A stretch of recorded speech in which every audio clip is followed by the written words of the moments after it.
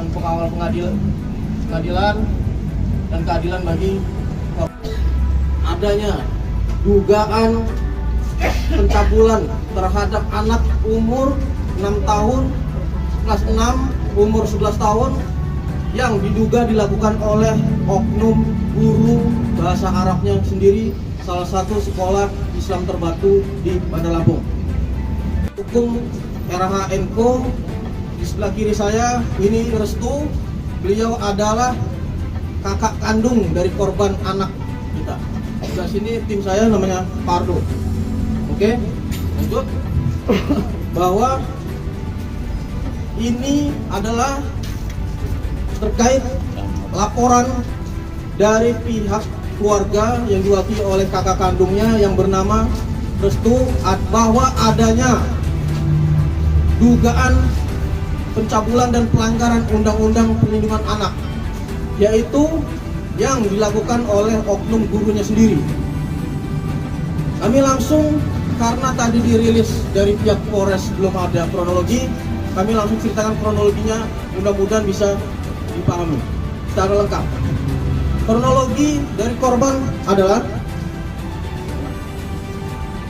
yang pertama-tama pada tanggal 20 September 2024 pukul 11 sampai jam 12 korban diajak untuk berkeliling menggunakan mobil Toyota Veloz, ya. Jadi korban diajak keliling oleh oknum guru tersebut menggunakan Toyota Veloz dari Sukarame sampai Tanjung Karang. Pada saat sampai di Masjid A2 W Halim, pelaku memaksa korban, terduga pelaku memaksa korban anak tersebut untuk mengelus, mohon maaf, alat kelamin dari pelaku. Kemudian sampai di lampu merah W Halim, pelaku membuka celananya dan memaksa korban untuk terus memegang alat kelamin. Kemudian tangan pelaku masuk ke dalam celana korban sampai pelaku, mohon maaf sekali lagi, mengeluarkan sperma.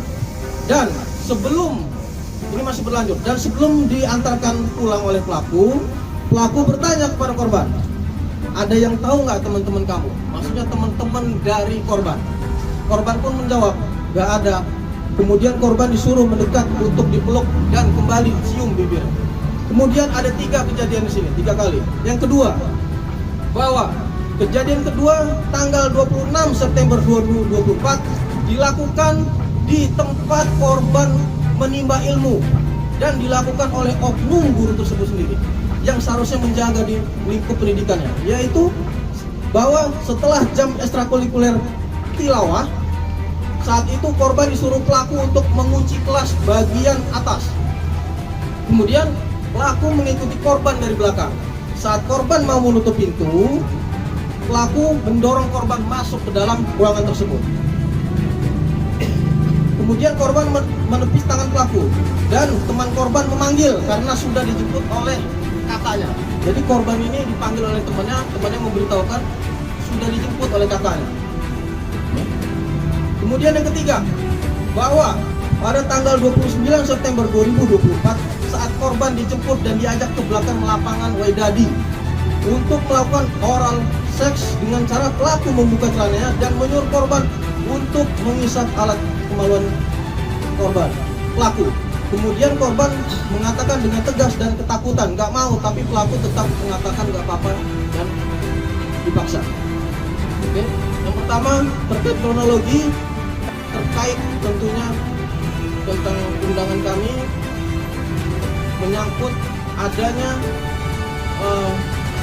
penangguhan penahanan yang dilakukan oleh pihak dari Polres Sel. Menurut keterangan dari unit PPA, bahwa klien kami mendapatkan informasi pelaku tidak ada di tahanan tersebut.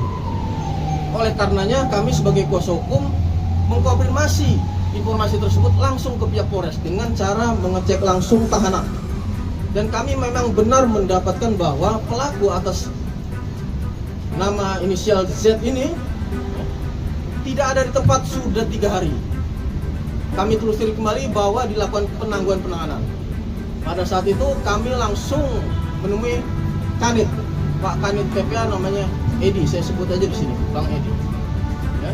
Bahwa benar ada penangguhan penahanan itu, dan kami bertanya apa alasannya, karena kami merasa kurang adil, ya. Karena ini perbuatan yang menurut kami, mungkin menurut teman-teman rekan-rekan sekalian juga, termasuk perbuatan yang sangat-sangat memalukan kalau terbukti, ya. Dan alasan dari pihak Polres bahwa mereka melakukan penangguhan penahanan karena pelaku ingin melanjutkan S2-nya, sekolahnya, dan ingin memperbaiki hubungan dengan istrinya, yang kebetulan istrinya diduga adalah selebgram dan salah satu MUA di Lampung. Silakan teman-teman cari sendiri. Justru kami terkejut, kenapa kok dari pihak Polres yang kami harapkan bisa memberikan keadilan bagi korban dan ada di pihak korban, justru malah memberikan penangguhan penahanan dengan alasan untuk melanjutkan S2 dan memperbaiki hubungan dengan istrinya. Lalu bagaimana dengan keadaan korban? Korban sudah berbulan-bulan tidak sekolah, depresi dia di rumah. Bagaimana? Trauma dia di situ. Bagaimana? Tentunya kami setelah itu menanyakan, karena sesuai KUHP bahwa Kitab Undang-Undang Hukum Acara Pidana, sesuai KUHP, untuk syarat penangguhan penahanan adanya jaminan, baik itu orang maupun uang. Lebih terkejut lagi kami mendengar bahwa jaminannya itu adalah sertifikat bukan atas nama pelaku maupun orang tuanya. Menurut keterangan unit TPA itu atas nama kakaknya. Mungkin di luar sana ada, cuman kami selama kami jadi pengacara kami baru dengar bisa dijaminkan sertifikat dan belum didaftarkan ke pengadilan negeri. Setahu kami uang itu pun harus didaftarkan ke pengadilan. Setahu kami begitu. Mungkin saya yang kurang literasi mungkin. Kalau sertifikat bisa. Memang dalam rilis yang kami lihat tadi bahwa sedikit berbeda alasannya. Cuman kami situ langsung menghadap bertiga dengan ketemu langsung dengan Kanit. Kemudian langsung saja saya yang ketiga bahwa terkait statement kuasa hukum dari tersangka terduga pelaku ya. Lagi gitu. Karena anak kecil yang dicari sama dia. Oke, mungkin ada tambahan dari... Terima kasih pertanyaannya. Kalau kita lihat dari laporan bahwa tuduhan pasalnya dugaan pelanggaran pasal Undang-Undang Nomor 1 Tahun 1946 tentang KUHP sebagaimana dimaksud dalam pasal 81 Undang-Undang Nomor 17 Tahun 2016 dan tentunya dengan Undang-Undang Perlindungan Anak. Terkait tadi statement Bapak Kasat bahwa kami menghargai statementnya, bahwa izinkan kami punya statement juga bahwa memang benar penangguhan itu adalah kewenangan dari pihak kepolisian. Oke?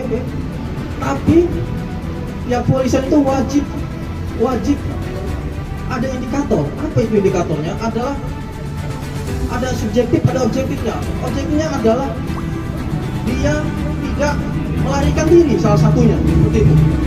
Dan yang kami sayangkan adalah polisi ini adalah tempat masyarakat mengadu dan mencari keadilan.